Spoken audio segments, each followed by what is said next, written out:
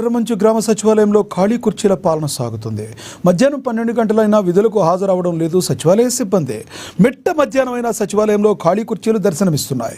Ration కార్డుల ప్రక్రియ కొనసాగుతున్న తరుణంలో కూలీలకు వెళ్లే కార్మికులు సచివాలయం దగ్గర పడిగాపులు కాస్తున్నారు. ప్రతిరోజు ఇదే ప్రక్రియ జరుగుతుందన్నారు. పై స్థాయి అధికారులు చూసి చూడనట్లుగా వ్యవహార శైలి ఉందని మండిపడుతున్నారు.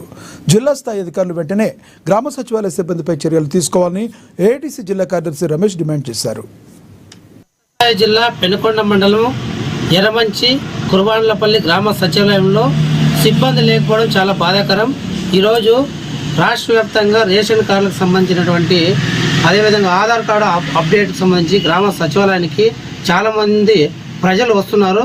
ప్రజలు అక్కడికి వచ్చిన తర్వాత అక్కడ సిబ్బంది లేకపోవడంతో పడిగాపులు కాస్తూ ఈరోజు అక్కడ ఉన్నటువంటి పరిస్థితి. ఇదే కాకుండా చాలా రోజుల నుంచి ఇదే పరిస్థితి ఉంది.